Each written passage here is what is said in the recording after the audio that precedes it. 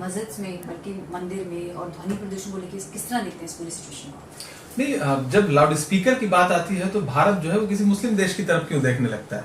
वो अमेरिका की तरफ क्यों नहीं देखता? वो ब्रिटेन की तरफ क्यों नहीं देखता? इसको मुस्लिम देशों से जोड़ने की क्या जरूरत है? पहली चीज।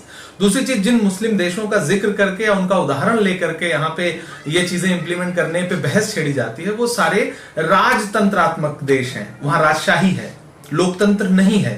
भारत में लोकतंत्र है। लोकतंत्र में जनता के हिसाब से चीजें चलती हैं। दूसरी बात है कि ध्वनि प्रदूषण पे क्या होना चाहिए, ये एक बड़ी बहस है और इस बहस में सिर्फ मुसलमान शामिल नहीं है। इस बहस में हर कम्युनिटी, हर वर्ग, हर धर्म शामिल है। अपने अपने तौर पे सब ध्वनि प्रदूषण का काम लगातार कर रहे हैं। ऐसे में जो सुप्रीम कोर्ट की गाइडलाइन है कि 10 बजे के बाद माइक नहीं चल सकता, आप देखें कि सरकार उसको कहां लागू करवा पा रही।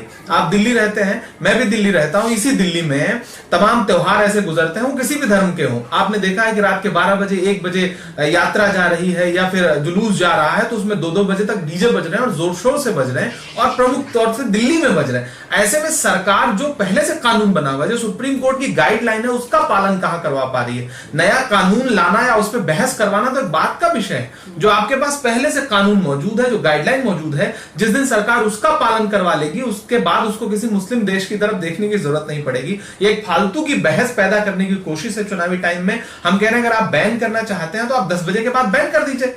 कोई भी कार्यक्रम ना हो, कोई धार्मिक कार्यक्रम, कोई जुलूस किसी भी धर्म का ना हो।